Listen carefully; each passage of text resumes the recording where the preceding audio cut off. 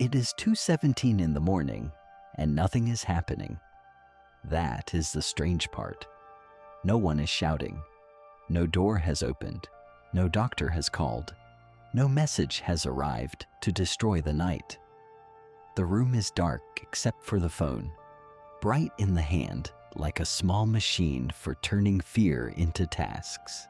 The person checks the bank account, then the calendar, then the message they sent 6 hours ago, looking for a tone that might have been misunderstood. They search a symptom they noticed earlier in the day. They open an email they already answered. They look at tomorrow's schedule and imagine every place it might break. None of this solves the fear. But each action makes the fear smaller for a few seconds. And for a few seconds, smaller is enough. This is how control often begins, not as arrogance, not as someone believing they are the master of reality. It begins as a trembling hand reaching for one more thing to do, one more list, one more check, one more explanation, one more plan. The mind does not say, "I will conquer the universe." It says, if I can just organize the danger, maybe the danger will stop feeling infinite. That is the hidden comfort of control. It gives helplessness a costume. It turns the abyss into a checklist. It takes a future that cannot be held and breaks it into little objects that can be touched. A bill, a message, a schedule, a body scan, a saved file, a locked door, a second opinion, a perfect sentence, a backup plan. Control does not always make life safe, but it often makes fear feel employed. And employed fear feels better than naked fear. The uncomfortable truth is not that you control nothing. That would be dramatic and wrong. You can choose words, you can move your body, you can apologize, you can prepare, you can leave some rooms and enter others. You can study, save, practice, protect, repair, refuse, begin again. Human action matters, but action is not sovereignty. Effort is not ownership. Preparation is not immunity. A life can be shaped by your choices and still exceed them. The illusion of control becomes dangerous because it blurs this line. It makes influence feel like command. It makes participation feel like authorship.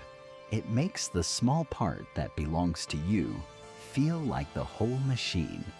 And when the machine breaks, the same illusion turns around and says, "This must mean you failed to operate it correctly."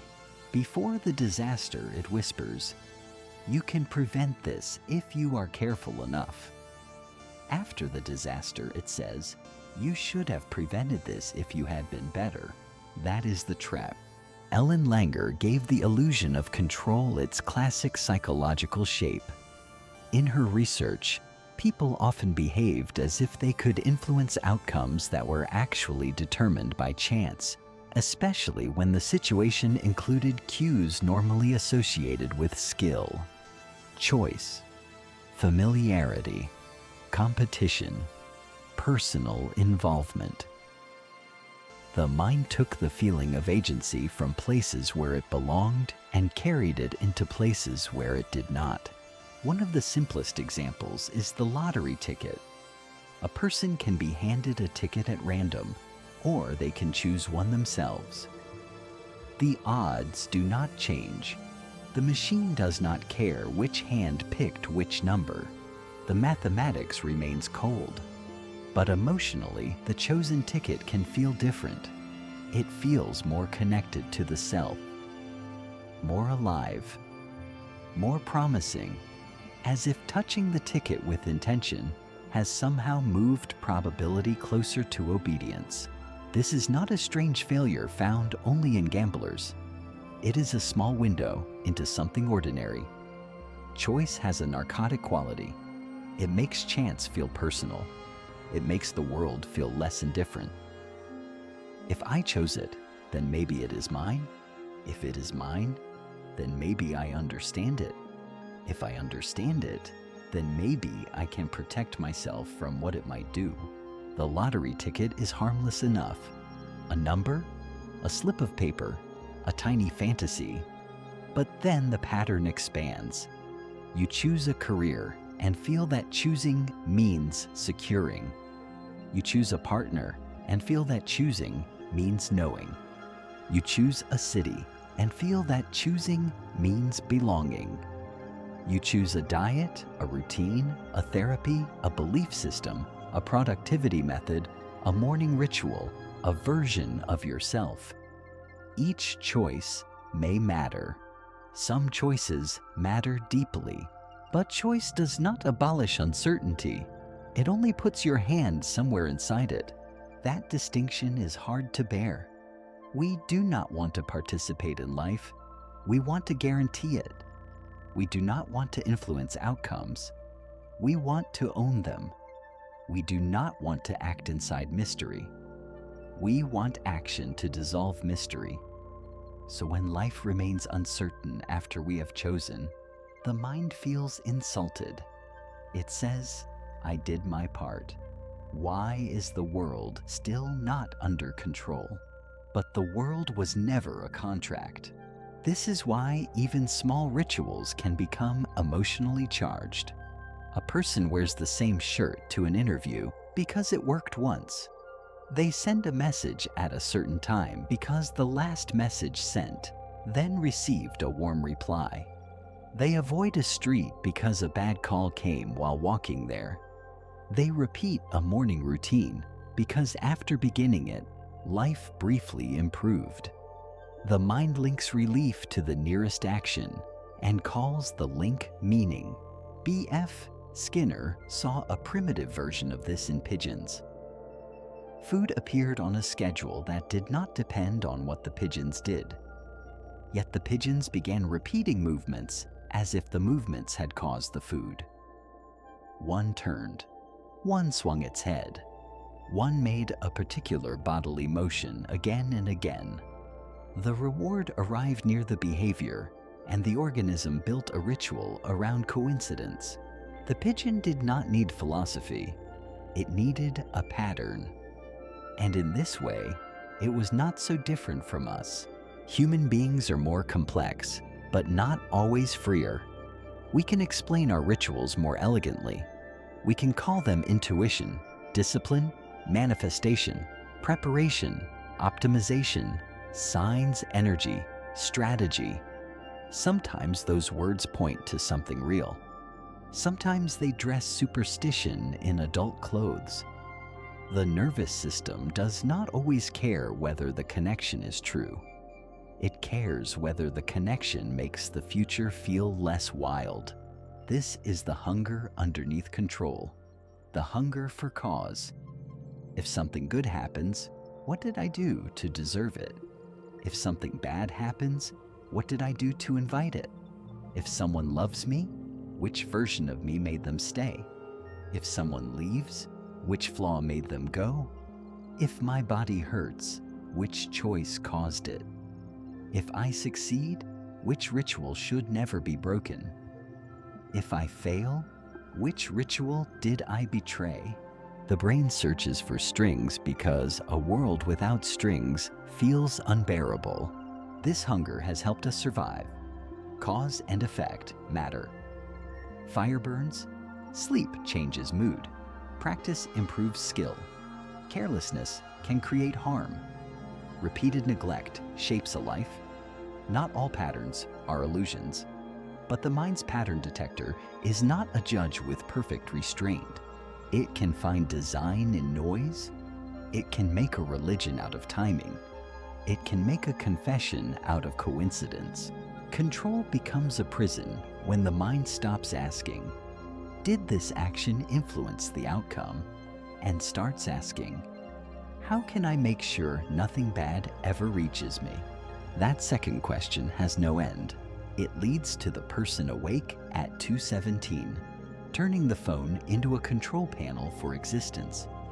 The bank account is not just money, It is protection against collapse. The calendar is not just time. It is an attempt to make the future stand still long enough to be inspected. The reread message is not just communication. It is an attempt to control another person's interpretation. The symptom search is not just information. It is a bargain with mortality. Anxiety often lives here, not in the fear that something bad will certainly happen, but in the fear that something bad might happen and cannot yet be ruled out. The unknown becomes intolerable, not because it is empty, but because it can contain anything. Illness, rejection, failure, humiliation, loss, abandonment, death. The mind looks into uncertainty and sees a room with no lights, so it turns on the phone. Intolerance of uncertainty is a cold phrase for a very human state. The person does not simply want good news. They want the future to stop being open.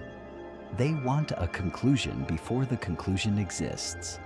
They want a guarantee from a world that speaks mostly in probabilities. They want enough information to make waiting unnecessary. But information cannot do that. Not completely. A message can be checked and still be misunderstood. A body can be scanned and still remain mortal. A plan can be detailed and still be interrupted. A person can reassure you and still change later. The weather can be forecast and still surprise you. The future can be studied, but it cannot be possessed. This is why anxious control repeats. It is not actually seeking information. It is seeking impossible closure. The first check gives relief because it reduces uncertainty. Then uncertainty returns, not because the check failed, but because reality remained alive. The person checks again. The relief is smaller. The demand grows larger. Soon the ritual is not solving fear. It is feeding fear at regular intervals.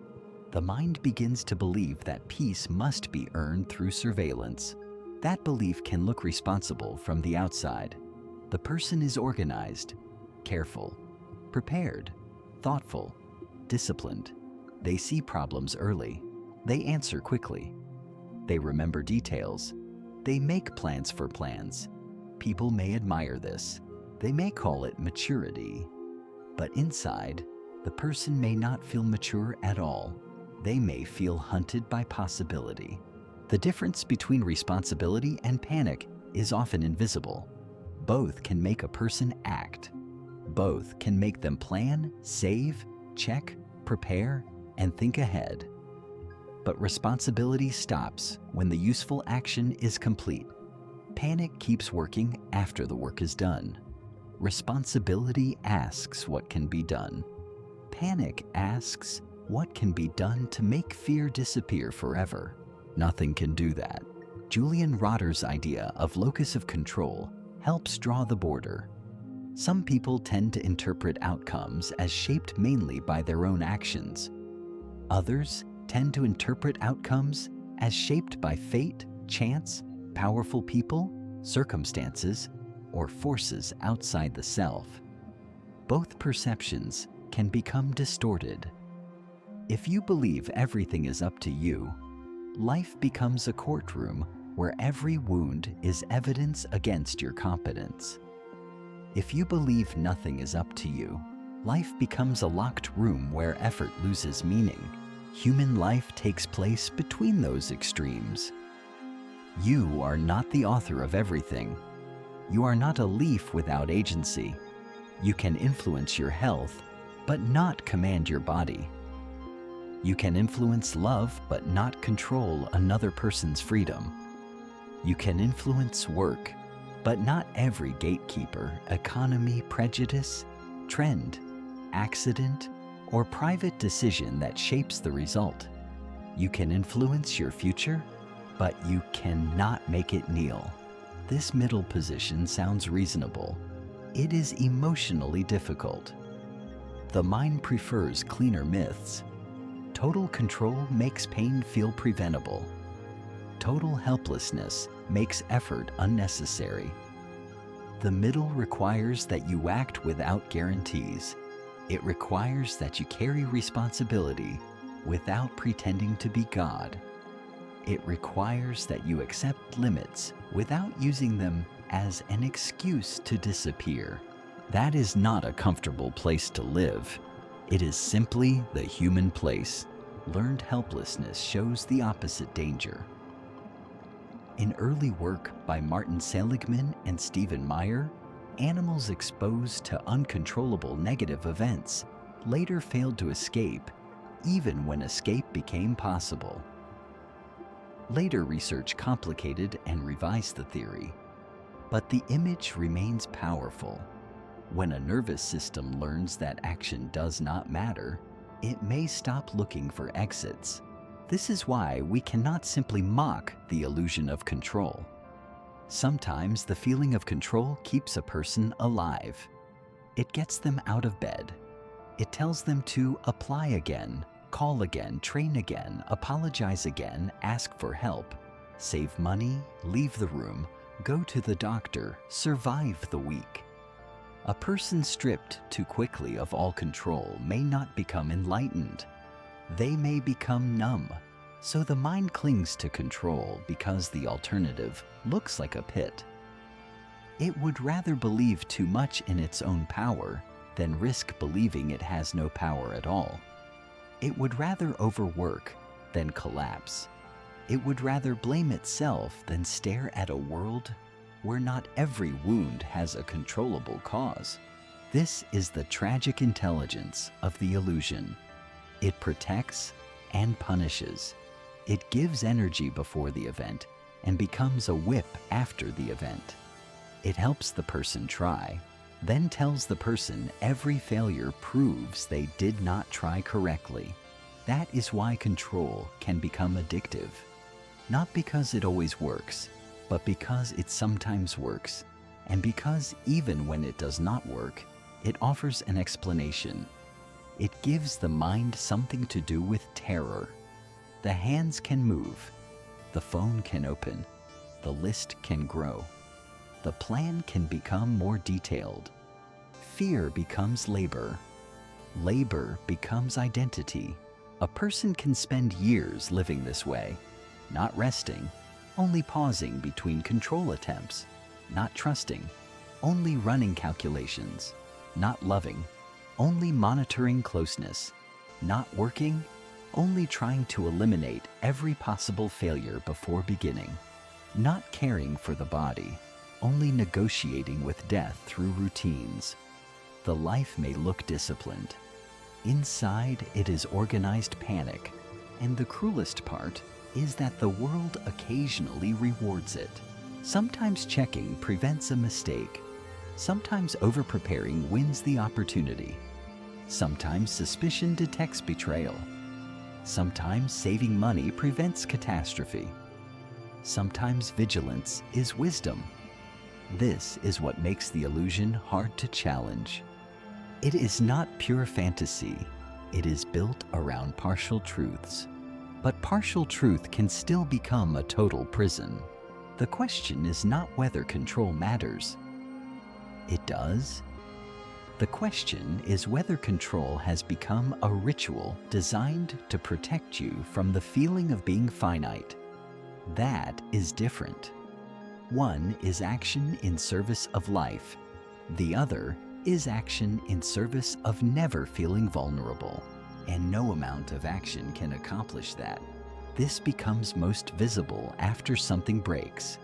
Before the loss, control says, "You can prevent this if you are careful." After the loss, it says, "You should have prevented this if you were better." A relationship ends, and suddenly every sentence becomes evidence. The joke you should not have made. The text you should have sent earlier. The red flag you should have understood. The tenderness you should have offered. The boundary you should have drawn. The version of you who would have kept them? A body becomes ill, and the past becomes a crime scene.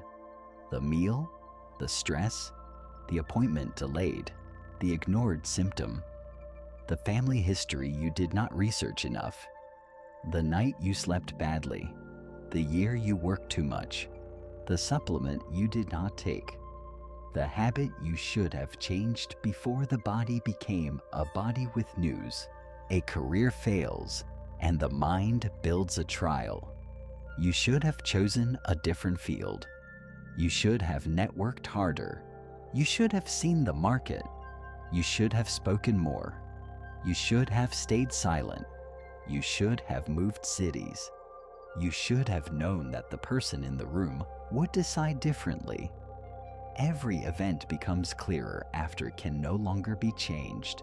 This is where Daniel Kahneman's work on hindsight and narrative coherence becomes quietly devastating. After an outcome occurs, human beings tend to make the past feel more predictable than it was. The mind turns scattered details into a story. It arranges signs into a path. It makes the ending seem as if it had been whispering from the beginning.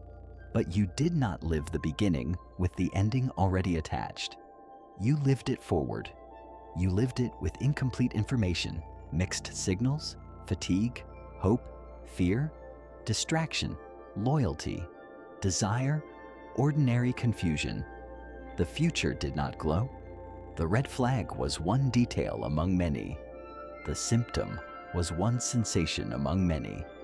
The opportunity looked like one possibility among many. Life did not hand you a script with the final scene underlined. Hindsight is not memory. It is memory after power has changed sides. Once the outcome arrives, the present self becomes powerful. It knows. It can look backward and see what the past self could not. Then it starts to punish that past self for not being equally powerful. This is one of the most intimate forms of cruelty. You become a tyrant to the person you used to be. You say, "How did you not know?" But they did not know because they were living. They were not reading a finished book. They were inside the paragraph as it was being written. They had limited light. They had needs. They had blind spots. They had reasons that made sense then. Maybe they made mistakes, maybe real ones. But they were not an all-seeing being who failed to use omniscience correctly. They were a human being in time. Still, the mind resists mercy. Mercy feels like letting chaos win. Self-blame feels more precise.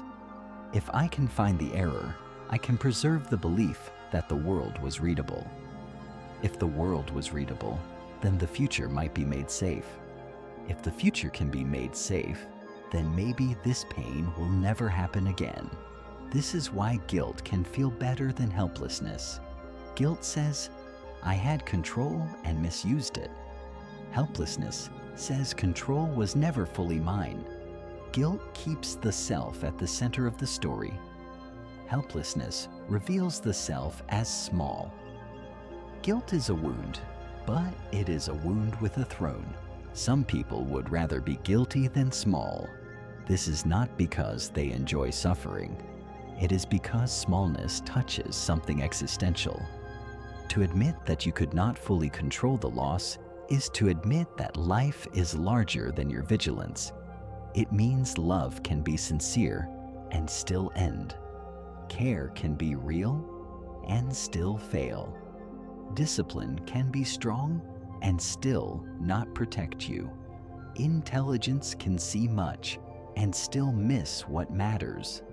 Goodness can exist and still not be rewarded.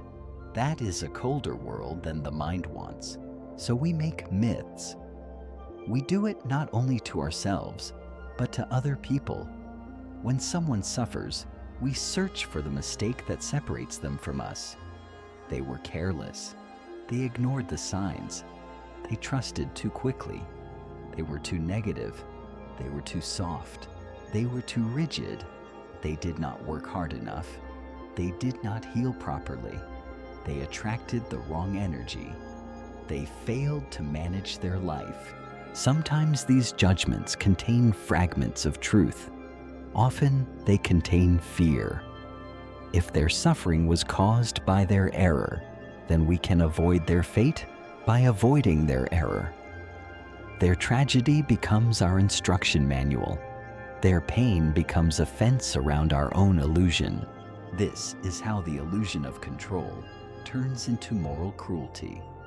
We do not only want to understand suffering, we want to domesticate it. We want every collapse to have a lesson clear enough to protect the observer. If a person becomes sick, we ask about their habits. If they are abandoned, we ask what they missed. If they are poor, we ask about their discipline. If they are anxious, we ask why they do not regulate better. If they break, we ask where their system failed.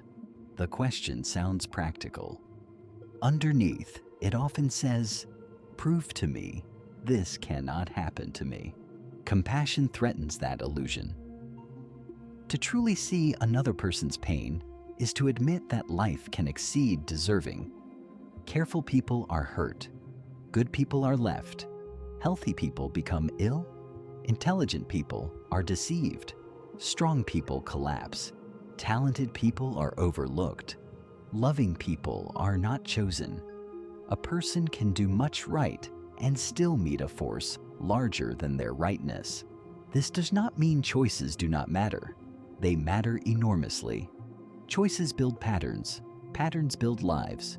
Harmful choices can destroy. Good choices can protect. But choices are not the only forces in the room.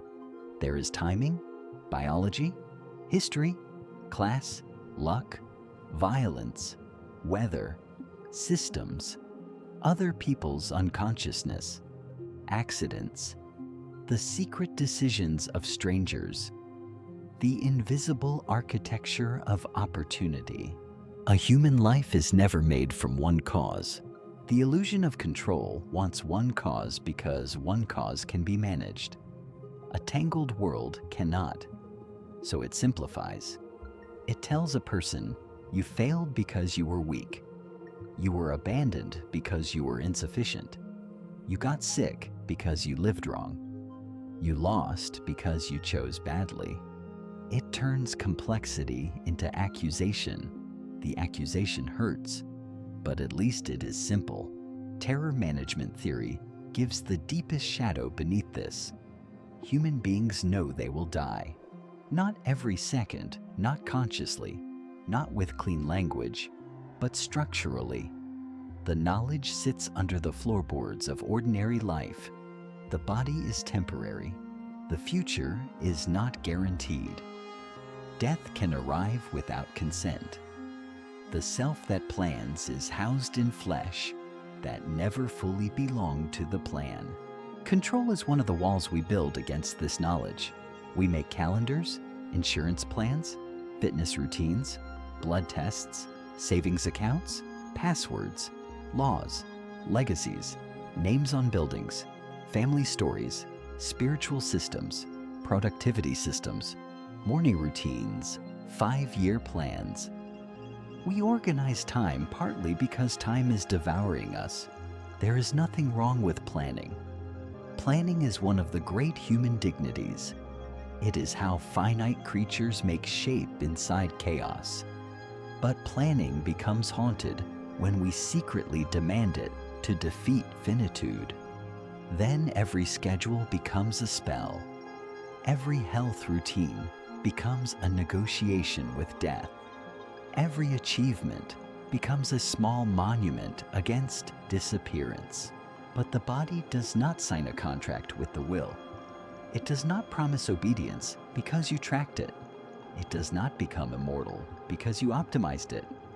The heart beats without asking for your philosophy. Cells divide in darkness. Blood moves. Neurons fire. Time enters quietly. The body is yours and not yours, intimate and uncontrollable, home and animal.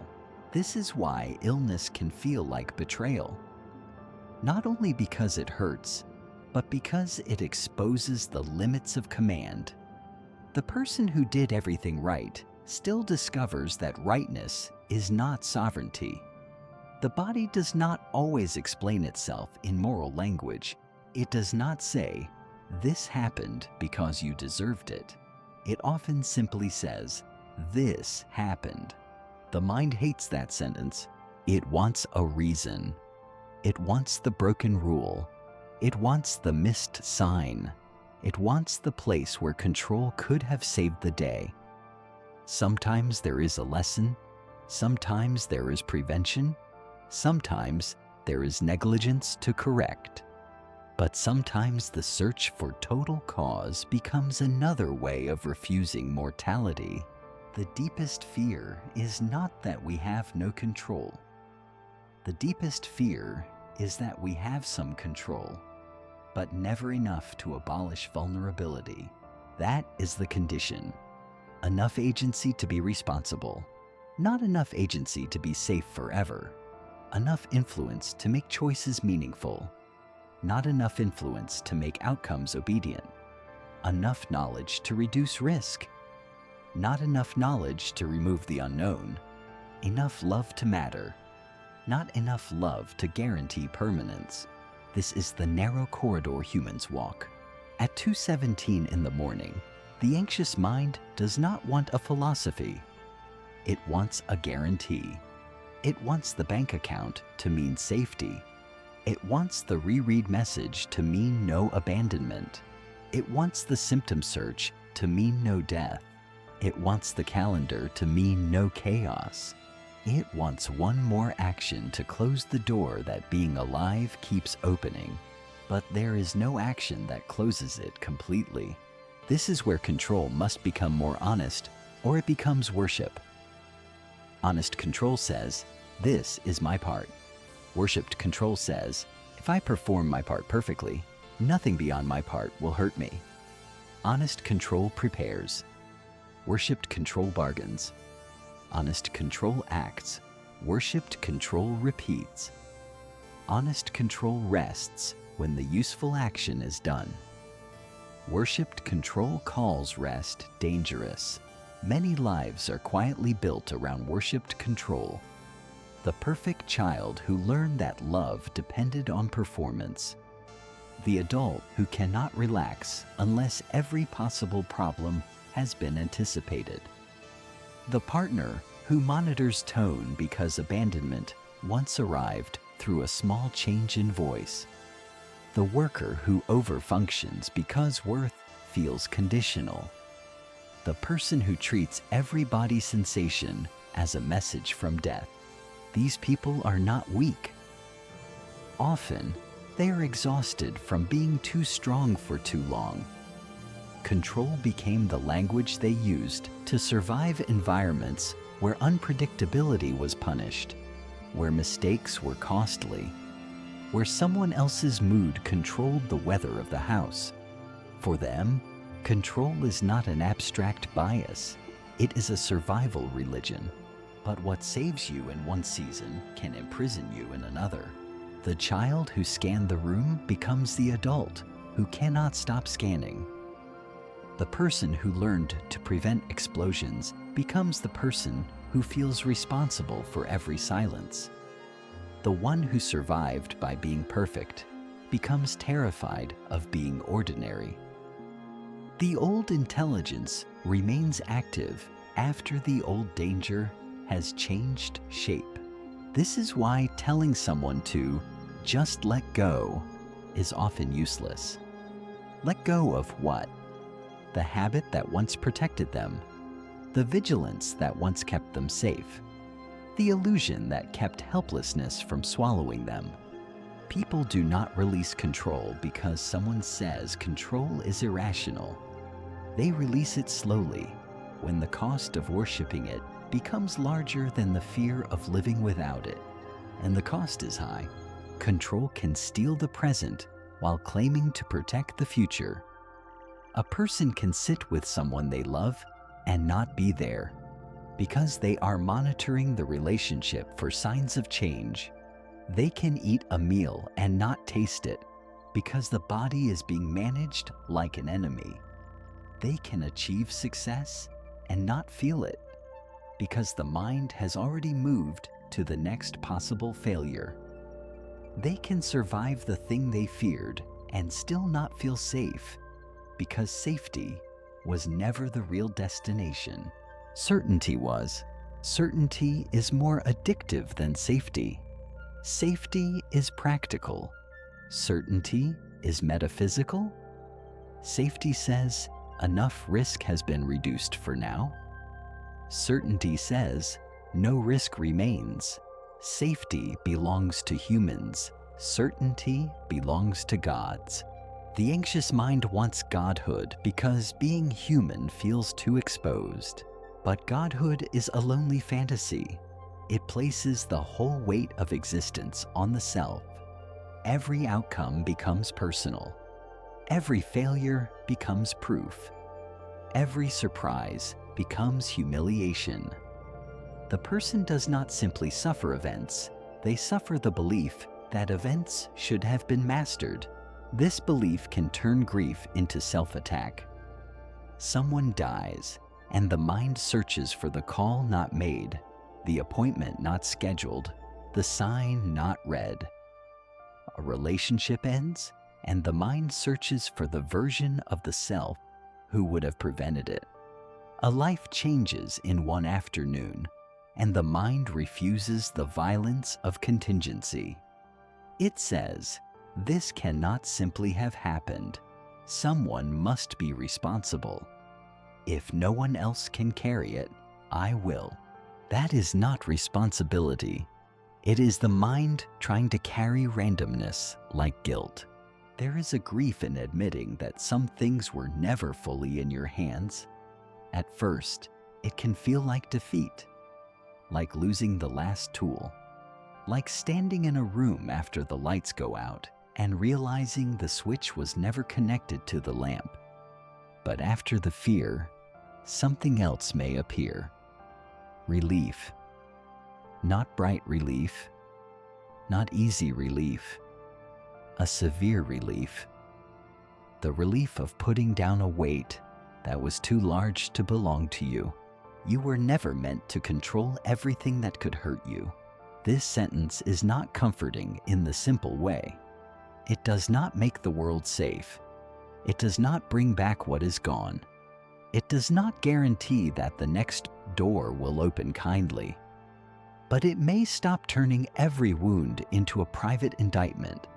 It may let pain be pain without also becoming proof that you failed at being alive. There is a difference between responsibility and total authorship.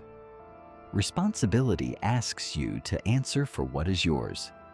Total authorship demands that you answer for the entire plot. Responsibility can lead to repair. Total authorship leads to madness. It makes the self responsible not only for action, but for timing, biology, other people's freedom, hidden variables, accidents, and the indifferent movements of the world. No human being can survive that honestly. So what remains when the illusion weakens? Not passivity, not fatalism, not the soft lie that nothing matters. What remains is a more exact life.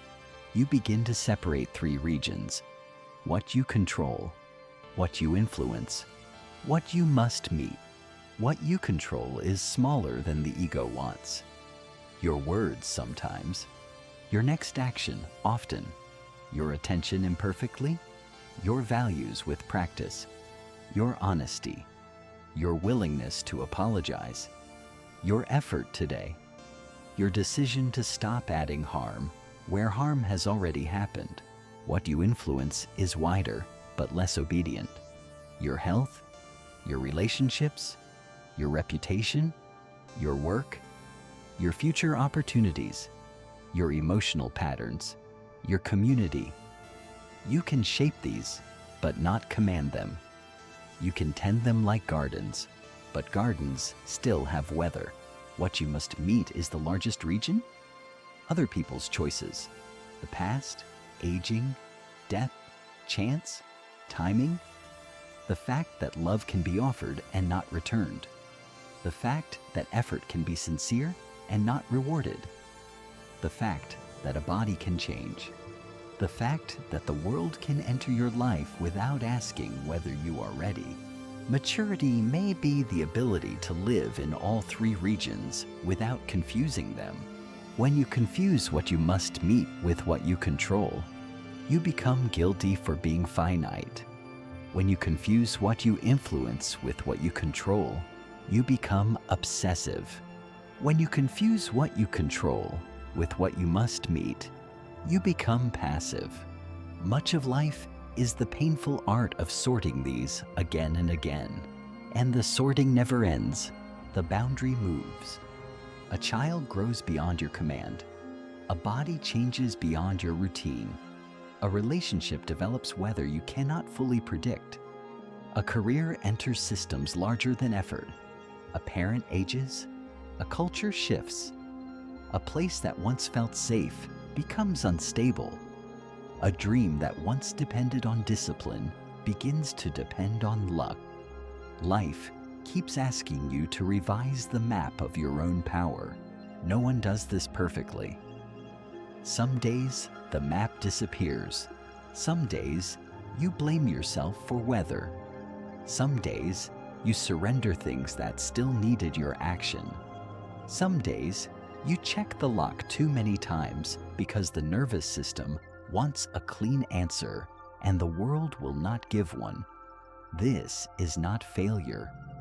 It is what happens when a finite creature tries to live consciously. Return to the person awake at 2:17. The phone is still bright. The room is still dark. The fear is still trying to become a task. Some tasks may be real. Pay the bill. Make the appointment. Send the apology.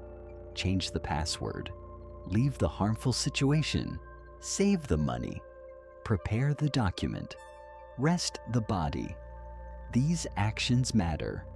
They are not illusions, but after the useful action, something remains. The unclosed part.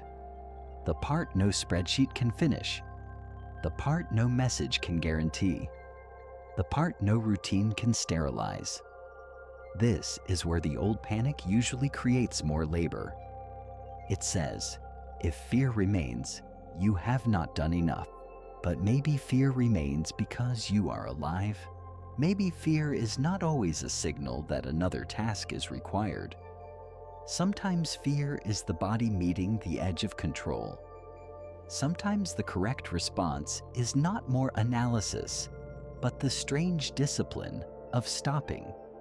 Letting the night be night.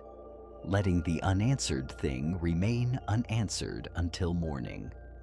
Letting the body lie down in a world not fully solved. This can feel almost immoral to the controlling mind. Rest feels like negligence. Trust feels like stupidity. Acceptance feels like surrendering to disaster. But there is a kind of responsibility in not feeding the false task. There is a kind of courage in refusing to turn every unknown into an emergency. The world does not become safe because you stop checking, but you may stop making your mind into a place where danger must be rehearsed forever. There is a quieter freedom here, though it is not the freedom we usually want. We want freedom from uncertainty. This offers freedom within uncertainty. We want freedom from vulnerability. This offers freedom from believing vulnerability is personal failure. We want freedom from loss. This offers freedom from adding self-blame to loss every time the world proves larger than us. It is not enough. That is the hard part. Human beings always want the final enough. Enough money to never fear. Enough love to never doubt. Enough knowledge to never be surprised. Enough discipline to never break. Enough control to never grieve. But no finite life, contains that kind of enough. Still, there are smaller enoughs. Enough to act today. Enough to tell the truth. Enough to reduce a real risk. Enough to repair one thing. Enough to sleep without solving death. Enough to love someone without owning their future. Enough to make a choice without pretending the choice controls every consequence. This is not a glamorous freedom. It will not sell as easily as mastery. It does not turn you into the architect of reality. It makes you more human, not less. It asks you to live with clean hands where possible, and open hands where necessary. Open hands are frightening because they can lose things, but closed hands cannot receive much either. The illusion of control tells you that if you grip hard enough, life will stop moving without permission. But life moves through the grip. People change, bodies age, systems shift, weather arrives, accidents happen, gifts appear, strangers matter, timing interrupts. A door opens because of something you did not plan. A door closes despite everything you did. Not all lack of control is tragedy. Some of it is grace. You did not earn every kindness that saved you. You did not engineer every person who arrived at the right time. You did not design every accident that became a beginning. You did not command the body to keep breathing through all the nights you forgot to be grateful for it. Your life has been harmed by forces beyond you, but it has also been held by forces beyond you. The ego remembers the first part and calls it injustice. It forgets the second part and calls it achievement. A more honest life would remember both. You are not the sole author of your wounds. You are not the sole author of your gifts. You are a participant in a reality that exceeds you. This does not make you insignificant. It makes you relational, dependent, porous, real. The self is not a sealed kingdom. It is a crossing point. Air you did not make enters the lungs. Language you did not invent shapes your thoughts. Food grown by unknown hands becomes your body. Roads you did not build carry you. Laws you did not write protect or fail you. Love from another nervous system changes the chemistry of your own. The world has always been inside you. Control pretends this is not true. It imagines a clean, independent self managing exposure from a distance. But there is no distance. To be alive is to be exposed. To breathe is to depend. To love is to risk. To begin is to enter a story whose ending you do not fully control. This is why control cannot be the foundation of meaning. It is too small. If life were meaningful only when controlled, then love would be madness, grief would be failure, courage would be unnecessary, and every surprise would be a system error. But much of what makes life human happens precisely because control is incomplete. Courage exists because outcomes are uncertain. Trust exists because proof is limited. Grief exists because love cannot be stored safely outside time. Forgiveness exists because people cannot be edited like machines. Humility exists because the self is not sovereign. Compassion exists because suffering is not always deserved. A fully controllable life might not be paradise. It might be a prison with excellent lighting. So perhaps the goal is not to eliminate the illusion completely. Some illusion may be scaffolding. It helps the child try. It helps the injured person stand. It helps the anxious person make one call, take one step, create one plan. But scaffolding is meant to support a structure, not become the house. When control becomes the place you live, windows disappear. The night stays 2:17 forever. The phone remains bright. The mind keeps working. The future keeps refusing to become an object. The person becomes tired in a way sleep does not fix, because the exhaustion comes from trying to become larger than a human life. The way out is not dramatic. It is not a single surrender. It is the repeated humiliation of exactness. This is mine. This is not mine. This can be influenced. This must be met. This was my mistake. This was not my authorship. This is a real task. This is panic dressed as duty. This is preparation. This is worship. Slowly, control becomes smaller. Not gone.